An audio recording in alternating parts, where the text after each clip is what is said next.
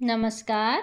आइए सुनते हैं सुभद्रा कुमारी चौहान की लिखी कहानी राही। तेरा नाम क्या है? राही। तुझे किस अपराध में सजा हुई? चोरी की थी सरकार। चोरी? क्या चुराया था? नाच की गठरी। कितना नाच था? होगा 5-6 सेर। और सजा कितने दिन की है?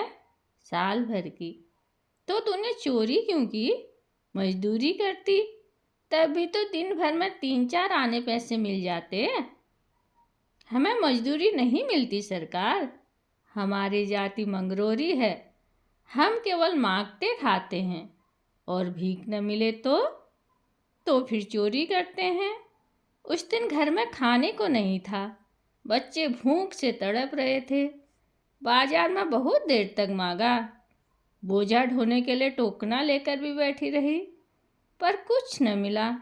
सामने किसी का बच्चा रो रहा था। उसे देखकर मुझे अपने भूखे बच्चों की याद आ गई। वहीं पर किसी की नाच की गठरी रखी थी।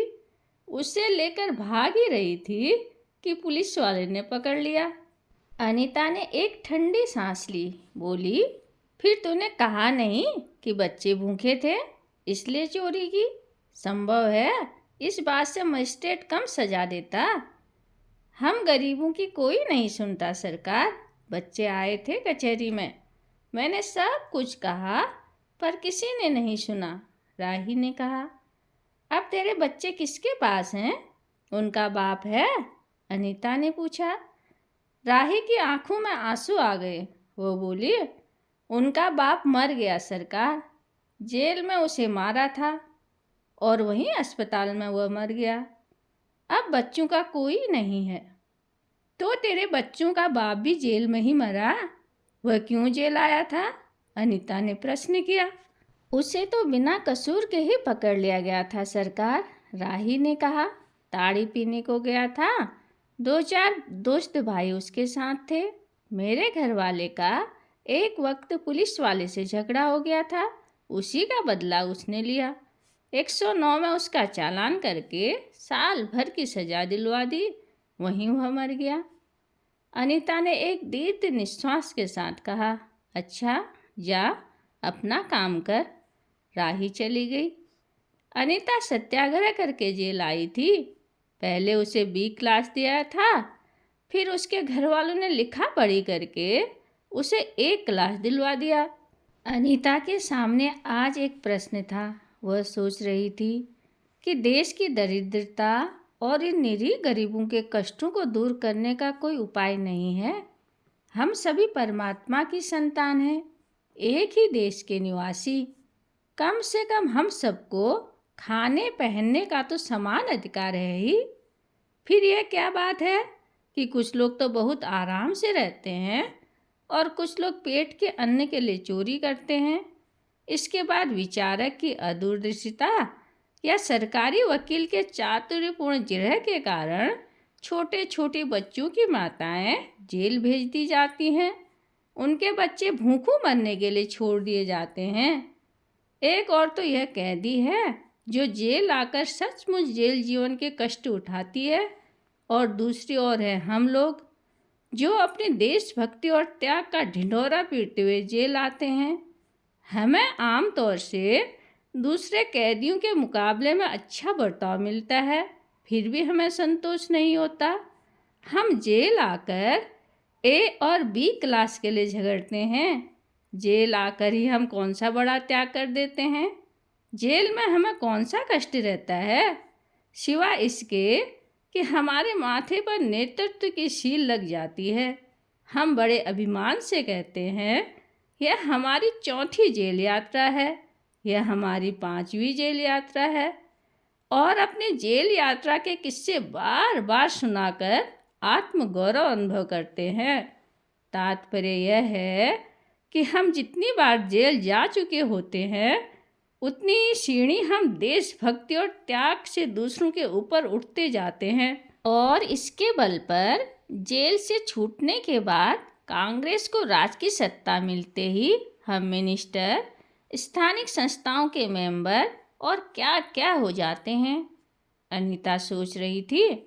कल तक जो खद्दर भी न पहनते थे, बात बात पर कांग्रेस का मजाक उड़ाते थे।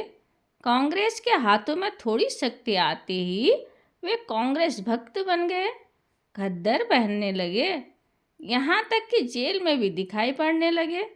वास्तव में यह देशभक्ति है या सत्ता भक्ति?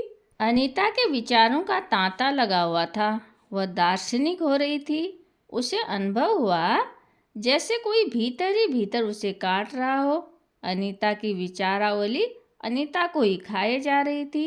उसे बार बार यह लग रहा था कि उसकी देशभक्ति सच्ची देशभक्ति नहीं, वरन उसका मजाक है।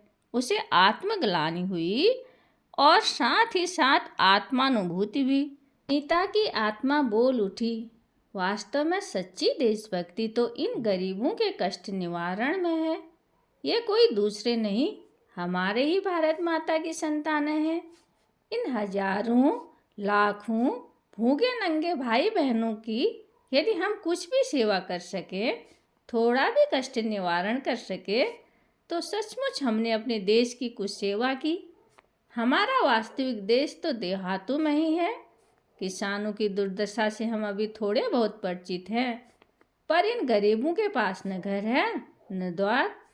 अशिक्षा और अज्ञान का इतना गहरा पर्दा इनकी आंखों पर है कि होश संभालते ही माता पुत्री को और सास बहू को चोरी की शिक्षा देती हैं, और उनका यह विश्वास है कि चोरी करना और भीख मांगना ही इनका काम है। इससे अच्छा जीवन बिताने की वह कल्पना ही नहीं कर सकते। आज यहाँ डेरा डाल के रहे तो कल दूसरी जगह चोरी की, बचे तो बचे, नहीं तो फिर साल 2 साल के लिए जेल। क्या मानव जीवन का यही लक्ष्य है? लक्ष्य है भी अथवा नहीं? यदि नहीं है तो विचारादर्शी की उच्च सतह पर टिके हुए हमारे जन नायकों और युग पुरुषों की हमें क्या आवश्यकता? इतिहास, धर्म, दर्शन, ज्ञान, विज्ञान का कोई अर्थ नहीं होता, पर जीवन का लक्ष्य है, अवश्य है। संसार के मृग मरीचिका में हम लक्ष्य को भूल जाते हैं। सतह के ऊपर तक पहुंच पाने वाले कुछ एक महान आत्माओं को छोड़कर सारा जन समुदाय संसार में अपने को खोया हुआ पाता है। कर्तव्य का उसे ध्यान नहीं, सत्यासत्य की समझ नहीं। अन्यथा मानवीयता से बढ़कर कौन सा मानव धर्म है? पतित मानवता को जीवन दान देने की अपेक्षा भी कोई महत्तर पुण्य है? राही जैसी भोली भाली किंतु गुमराह आत्माओं के कल्याण की साधना जीवन की साधना होनी चाहिए। सत्याग्रह की यही प्रथम प्रतिज्ञा क्यों न हो? देशभक्ति का यही मापदंड क्यों न बने? अनीता दिन भर इन्हीं विचारों में डूबी रही। शाम को भी वह उसी प्रकार कुछ सोचते सोचते सो गई। रात को उसने सपना देखा कि जेल से छूटकर वह इन्हीं मगरौरी लोगों के गांव में पहुंच गई है। वहां उसने एक छोटा सा आश्रम खोल दिया है। उसी आश्रम में एक तरफ छोटे छोटे बच्चे पढ़ते हैं और स्त्रियां सूत काटती हैं, दूसरी तरफ मर्द कपड़े बुनते हैं और रुई धुनकते हैं। शाम को रोज उन्हें धार्मिक पुस्तकें पढ़कर सुनाई जाती हैं और देश में कहाँ क्या हो रहा है यह सरल भाषा में समझाया जाता है। वही भीख मांगने वाले और चोरी करने वाले आदर्श ग्रामवासी हो चले हैं। रहने के लिए उन्होंने छोटे छोटे घर बना लिए हैं। राही के अनाथ बच्चों को अनीता अपने साथ रखने लगी है। अनीता यही सुख सपने देख रही थी। रात में वह देर से सोई थी। सुबह 7 बजे तक उसकी नींद न खुल पाई। अचानक स्त्री जेलर ने आकर उसे जगा दिया और बोली, आप घर जाने के लिए तैयार हो जाइए, आपके पिता बीमार हैं, आप बिना शर्त छोड़ी जा रही हैं। अनीता अपने सपने को सच्चाई में परिवर्तित करने की एक मधुर कल्पना लेकर घर चली गई। धन्यवाद।